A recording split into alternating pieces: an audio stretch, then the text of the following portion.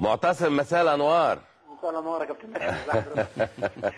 تحيات الكباتن طه اسماعيل وايمن يونس. ايه اكيد المستوى ده معتصم النهارده؟ ايه التألق ده والاداء الراقي ده والتحرك في الملعب كله والايجابيه في ادائك المفيده لفرقتك؟ حاجه روعه بصراحه النهارده. ربنا يخليك يا كابتن ايمن، ده شرف ليا وسامع على صدري ان حضرتك والكابتن طه تتكلموا عليا الكلام دوت، ومعاكم الكابتن مدحت. والله يا معتصم انت تستحق، لانه يعني المباريات اللي فاتت كلها يعني كنت عامل مؤثر في فوز النادي الاسماعيلي، سواء مباشره بتسجيلك لاهداف في مباريات كثيره شفناها. يمكن اخر هدف كان مع المنصوره اعتقد في ملعبكم، الهدف الثاني لما المنصوره لعبوا دفاع رحت انت سايب وطالع لاعب مهاجم صريح. واعتقد قبل كده في المحله سجلت برضو هدف اللي فاز بيه الفريق.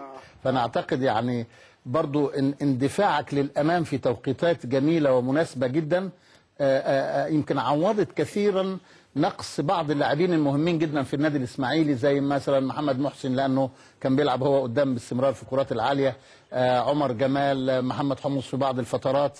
والنهارده ايضا يعني الحقيقه برضو كان ليك تواجد وسجلت هدف صحيح حصل، يعني انت مالكش دخل في الفاول اللي اتحسب، لكن سجلته ببراعه كبيره جدا، بتشارك هجوما ودفاعا، يعني حاجه عظيمه ما شاء الله. السؤال يا كابتن طه، كابتن مدحت ليك يا معتصم، هل اللي بتعمله ده بتعليمات من المدرب ولا برؤيه خاصه منك في الملعب، ان انت لما بتلاقي عدد المهاجمين قليل قدامك فبتتحرر تماما من مكانك وبتروح في الملعب كله؟ يعني هل دي تعليمات من الكابتن عماد سليمان ولا انت كده باحساسك جوه الملعب؟ لا انا عندي تعليمات من الجهاز الفني ان انا ازيد في الكور الثابته بس. يعني انا الحمد لله الواحد بيحاول يزيد في الكور الثابته. بس انت بتزيد في الكور الغير ثابته كمان دلوقتي.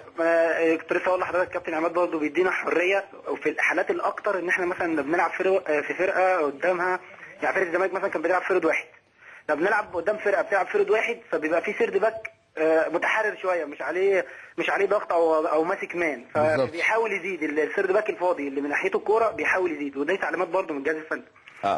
بس انت يمكن الوحيد اللي كنت بتزيد الحقيقه النهارده يا معتصم. والله الحمد لله، يعني الواحد بيحاول يساعد الفرقه يا كابتن زي ما حضرتك شايف. عندنا نقص كتير جدا، ويعني انا عايز اقول النادي الاسماعيلي من الفرق مش محظوظه. يعني مش محظوظه في كل حاجه، لا مثلا لا محظوظ ماديا ان هو عنده فلوس كتيره مثلا يقدر يظبط الفرقه او يقدر يجيب ناس نجوم او كده، وفي نفس الوقت مش محظوظه برضه في الاصابات. احنا عندنا اصابات كتير جدا، وبعد كده كملت كمان بوقف ان حمص اتوقف الماتش دوت، وحمص برضه ليه تاثيره جوه الملعب كقائد للفرقه وكابتن الفرقه، وفي نفس الوقت برضه حمص محدش ينكر مجهوده في الاستلام والتسليم، ان هو بيقدر يوصل الفرود في اي وقت للجون على طول. طيب احنا هنعرض لك دلوقتي الهدف اللي انت جبته براسك، جهزوا لنا بسرعه يا هشام عشان تشرح لنا الكرة دي. وهل بعد الفاول بتاع السليتي هل حد اعترض؟ هل السليتي اعترض؟ وهل انت كان في ما بينك وبين السليتي كلام؟ لانه ضيع عليك وضيع الاسماعيلي اكيد هدف حلو قوي يا معتصم. يعني قول لي ظروف اللعبه دي وانت طلعت ازاي والسليتي عمل ايه والقصه دي كلها. والله يا كابتن انا الكرة دي كنت قاطع فيها، انا ما كنتش شايف السليتي خالص. كنت يعني شايف؟ لا مش شايف السليتي خالص، هو السليتي قطع على القريبه وانا كنت وراه.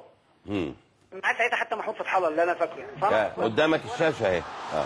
كان كل تركيزي على الكوره، ما كنتش شايف السليتي خالص ولا شايف ان هو بيزوق ولا اي حاجه. انا حتى بجري وبتاع رحت سالت الكابتن فهيم، كابتن فهيم انت حاسس فاول عليا؟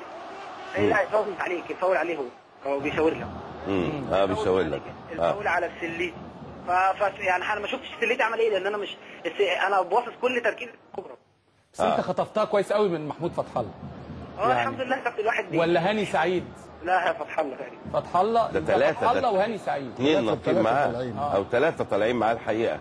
طب ما كلمتش السليتي بعد الكرة دي قلت له ليه عملت كده او بتاع؟ قال لي ما عملتلوش حاجه، قال لي انا ما عملتش حاجه. لا السليتي عمل. زقيته، انا سالت السليتي زقيته قال لي لا انا ما عملتش حاجه. لا هو حجزه بايده وحط ايده على كتفه، واضحه قوي في الصوره يعني. يعني هما الاثنين بعيد عن اللعبه قوي يا كابتن، يعني الاثنين بعاد جدا عن اللعبه. بالظبط، وهو ده ذكاء احمد غانم. ان هو استغل الخطأ بتاع السليتي ووضحه قوي للحكم عشان يبعد الكرة، وهو مش عارف هيبقى نتيجتها ايه، وكان نتيجتها هدف.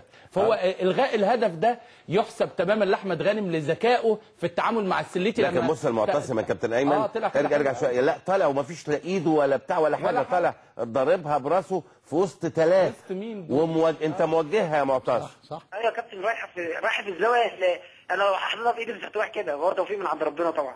لا انت حاطط راسك حلو قوي يا معتصم. شايف محمود فتح الله فيهم ومش الاول، ده مش محمود فتح الله، الاول ده اعتقد هاني سعيد وعبد الشافي وراك واحمد جعفر وراك، هم دول الثلاثه اللي معاك على الكوره. يعني الثلاثه اللي معاك على الكوره ما فيهمش محمود فتح الله. قول يا معتز. هاني سعيد وعبد الشافي واحمد جعفر وراك. محمود فتح الله ورا خالص عشان ما نظلموش. الكوره الثابته اللي انا طلعت فيها كلها كان فتح الله معايا، وفي الكوره دي كان فتح الله معايا، بس انا لما الكوره اتلعبت انا قاطع على القريبه. ما ركزتش بقى مين معايا، يعني انا في الاول مسكني كان فتح الله، فلما قطعت ما شفتش بقى مين اللي ناطط معايا او كده، انا بس كل تركيزي على الكوره ان انا العبها قبل السيرد باك او قبل اي حد. لا جميله يا معتصم، جميله. وطبعا الكباتن اختاروك، كابتن طه والكابتن ايمن اختاروك رجل المباراه، بالرغم ان انا كنت معترض جدا عليك. لا لا لا، ده انت اول واحد قايل لنا. انت قايل له في الملعب وانت بتعلق على المباراه. الشلبي كان بيعلق على المباراه النهارده معتصم. مبروك يا معتصم، الف مبروك ودايما بالتوفيق يا حبيبي. انا متشكر جدا يا كابتن مدحت، بشكر الكابتن ايمن وبشكر الكابتن طه اسماعيل، ويا رب ان شاء الله كده التوفيق دايما يا معتصم. توفيق يا معتصم، توفيق يا حبيبي. السليتي بقى